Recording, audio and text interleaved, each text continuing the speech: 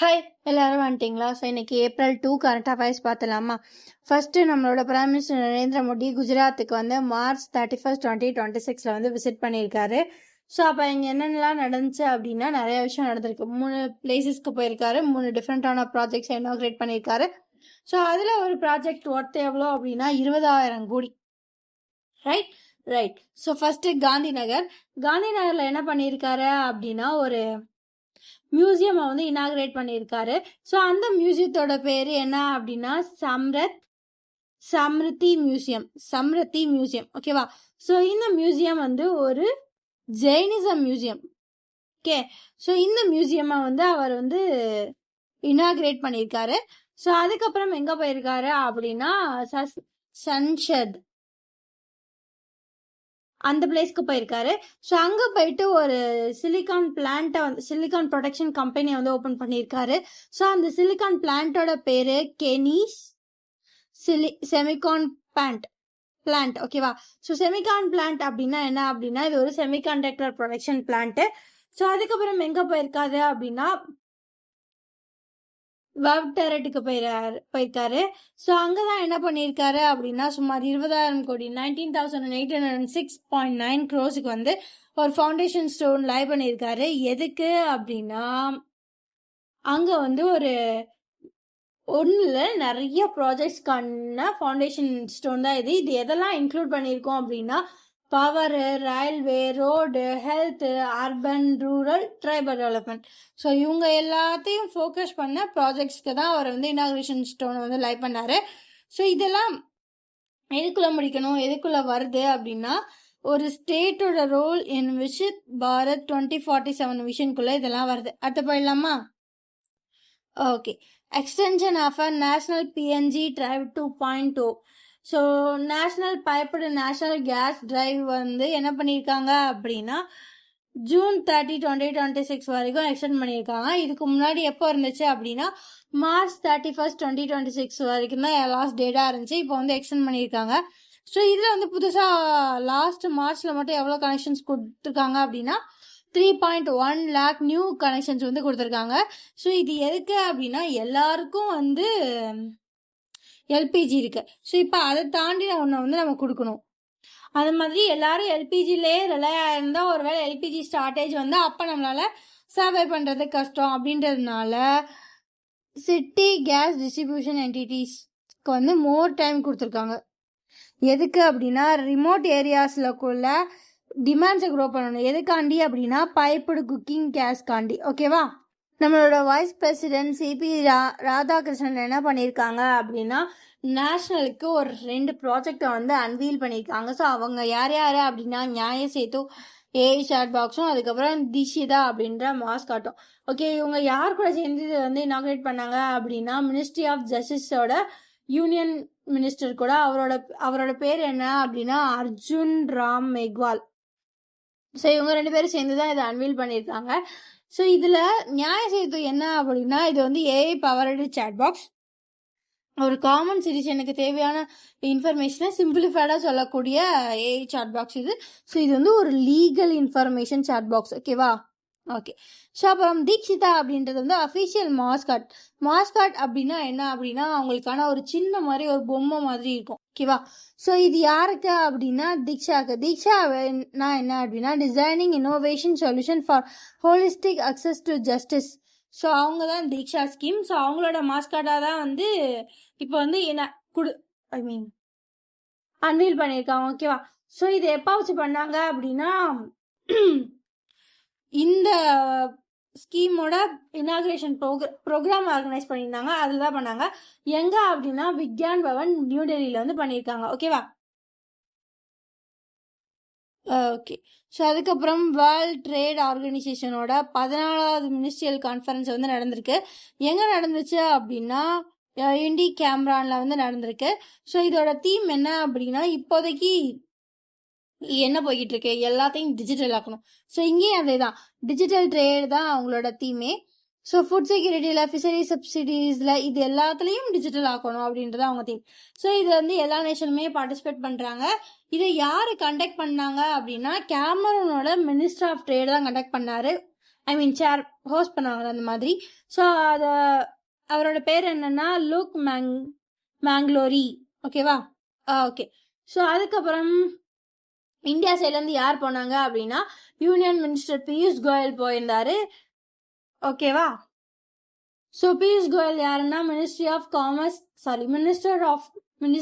Commerce and இண்டஸ்ட்ரியோட minister.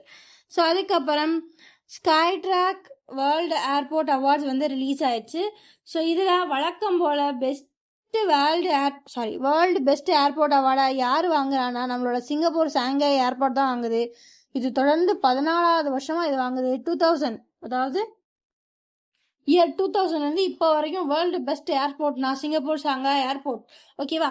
Okay. So அதுக்கப்புறம் யார் அப்படின்னா செகண்ட் பிளேஸில் இருக்கிறது ஷோயல் இன்ச்சியான் ஏர்போர்ட், தேர்ட் பிளேஸில் இருக்கிறது டோக்கியோ ஹாண்டே ஏர்போர்ட். ஓகேவா? ஸோ இதுக்கப்புறம் வேற என்னென்ன ப்ரைஸஸ் எல்லாம் இந்த ஷாங்காய் ஏர்போர்ட் வாங்கியிருக்குன்னு பார்க்கலாமா? இது நிறையா கிரைசிஸில் வந்து பெஸ்ட் வேர்ல்டு ஏர்போர்ட் ப்ரைஸஸ் வாங்கியிருக்கு. என்ன கேட்டகரி அப்படின்னா வேர்ல்டு பெஸ்ட் ஏர்போர்ட் டைனிங் கேட்டகரியில். ஸோ அதுக்கப்புறம் வேர்ல்டு பெஸ்ட் ஏர்போர்ட் என்ன category of 60 to 70 million passengers category. அதுக்கப்புறம் best airport immigration services. So அதுக்கப்புறம் best airport in Asia. So இந்த எல்லா கேட்டகரியிலும் யார் பெரிய ஆள்னா நம்மளோட சிங்கப்பூரோட சாங்காய் இன்டர்நேஷ்னல் ஏர்போர்ட் தான். ஓகேவா? ஸோ அதுக்கு அடுத்து இந்தியாவிலேருந்து ஒரு 5 ஏர்போர்ட் வந்து டாப் 100 வந்துருக்கு. யாருன்னு பார்த்துடலாமா? ஸோ ஃபர்ஸ்ட் டெல்லியோட இந்திரா காந்தி இன்டர்நேஷ்னல் ஏர்போர்ட் தான். ஸோ இவங்க வந்து 28th பிளேஸ் வாங்கியிருக்காங்க பெஸ்ட் ஏர்போர்ட் இன் இந்தியா. அதுக்கப்புறம் சவுத் ஏஷியாலயா. ஓகேவா? ஓகே. ஸோ அதுக்கப்புறம் பெங்களூரோட கேம்பிகவுடா இந்த ஏர்போர்ட் வந்து 41st. எதுலன்னா best regional airport in India and south Asia. So அதுக்கப்புறம் கோவாவோட மனோகர் ஏர்போர்ட் வந்து 64th. அதுக்கப்புறம் மும்பையோட சிஎஸ்எம்ஏ ஏர்போர்ட் MIA ஏர்போர்ட் வந்து 66th பிளேஸில் இருக்காங்க. ஓகேவா? ஸோ அதுக்கப்புறம் ஏர் இந்தியா வந்து உஸ்பெகிஸ்தானோட ஏர்வே கூட ஒரு கோட் ஷேர் பண்ணுறாங்க. ஸோ இதுபடி ஏர் இந்தியாவோட பிளேசஸ் ஏர் இந்தியா என்ன பண்ணுது அப்படின்னா ஏஐ வந்து அவங்களோட டிசைனர் கூட வந்து யாருக்கு சொல்கிறாங்க அப்படின்னா உஸ்பெகிஸ்தான் ஏர்வே ஃப்ளைட்டுக்கு. ஓகேவா? ஸோ இதில் வந்து என்னென்ன ஃப்ளைட்லாம் இருக்குது அப்படின்னா இந்தியாவிலேருந்து உஸ்பெகிஸ்தானுக்கு, டெல்லியிலேருந்து தஸ்கெண்ட் உஸ்பெகிஸ்தானுக்கு இருக்குது, மும்பைலேருந்து டஸ்கெண்டுக்கு இருக்குது, கோவாலேருந்து டஸ்கெண்டுக்கு இருக்குது. ஓகேவா? ஸோ 3 பிளேசஸ் டெல்லி, மும்பை, கோவாலேருந்து உஸ்பெகிஸ்தானோட தஷ்கண்டுக்கு வந்து போய்க்கலாம். ஓகேவா? ஸோ இது எதுக்கு அப்படின்னா இன்னும் வந்து கனெக்டிவிட்டியாக பெட்டராகணும், இன்னும் நிறையா ட்ராவல்ஸ் வந்து இந்தியாவுக்கும் உஸ்பெகிஸ்தானுக்கும் நடக்கணுன்றதுக்காண்டி. ஸோ அதுக்கப்புறம் ASF awards. So ASF award அப்படின்னா என்னென்னா ஏஷியன் ஸ்குவாஷ் ஃபெடரேஷனோட அவார்ட்ஸ். ஸோ இதில் வந்து மேல் கேட்டகரியில் உமன்ஸ் கேட்டகரியில் பெஸ்ட் பிளேயர் கொடுப்பாங்க. கேர்ள்ஸ் கேட்டகரியில் அண்டர் 19க்கு வந்து யார் வாங்குறாங்க அப்படின்னா கேர்ள்ஸ் பிளேயர் ஆஃப் இயர் அவார்டை அனாஹத் சிங் வந்து வாங்குறாங்க. ஓகேவா? ஸோ இந்த அவார்டோட பேர் என்ன அப்படின்னா ஹசன் மூசா அவார்ட். ஓகேவா? ஸோ இதை இவங்க வாங்கினதுனால இவங்க வந்து ரீசெண்டாக என்னவா ஆயிருக்காங்க அப்படின்னா world youngest Asian woman to enter the PSA world top 20. So PSA world top 20க்குள்ளே போன யங்கஸ்ட் ஏஷியன் உமனாக இவங்க தான் இருக்காங்க. ஓகேவா? ஸோ அதுக்கப்புறம் men's player of year award. So இதை வந்து என்ன சொல்லுவாங்க அப்படின்னா டாட்டோ அலெக்ஸ் லீ அவார்ட்ஸ். ஸோ இதை யார் வாங்குறாங்க அப்படின்னா அபே சிங். ஓகேவா? ஸோ இது அவருக்கு எது கொடுத்துருக்காங்க அப்படின்னா ஏஷியன் கேம்ஸில் வந்து கோல்டு வாங்கியிருக்காரு அதனால. ஸோ அதுக்கப்புறம் திரிபுரா பஞ்சாயத்தோட நேஷனல் ஹானர்ஸ் என்னென்ன வாங்கியிருக்குன்னு பார்த்துலாமா? ஸோ திரிபுராவோட பஞ்சாயத்து வந்து ஏகப்பட்ட அவார்டு வாங்கியிருக்கு. 2 முக்கியமான அவார்டு என்ன அப்படின்னா DDUPSVB.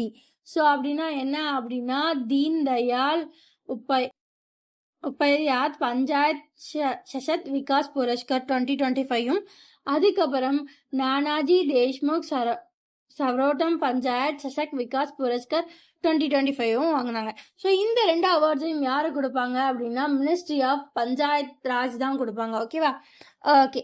ஸோ இதில் வந்து குஜராத்தோட டிஸ்ட்ரிக்ட்ஸ் யார் என்னென்ன வாங்கியிருக்காங்கன்னு பார்த்தலாமா? First ஷெபாஹி Jala district. இவங்க வந்து பெஸ்ட் டிஸ்ட்ரிக்ட் பஞ்சாயத் கேட்டகரியில் வந்து அவார்டு வாங்கியிருக்காங்க. First prize. இதுக்கு எவ்வளோ கேஷ் ப்ரைஸ் அப்படின்னா 5 கோடி. ஸோ அதுக்கப்புறம் கஞ்சன்பரி ஜிபி. ஸோ இவங்க வந்து ஹெல்த்தி கேட்டகரியில் வந்து வாங்குறாங்க. ஸோ இவங்க எந்த டிஸ்ட்ரிக்டில் வராங்க அப்படின்னா திரிபுராவோட உனக்கோட்டி அப்படின்ற ஒரு டிஸ்ட்ரிக்ட்லேருந்து வராங்க. இவங்க வந்து ஹெல்த் பஞ்சாயத் கேட்டகிரிலேருந்து வராங்க. ஓகேவா? ஓகே.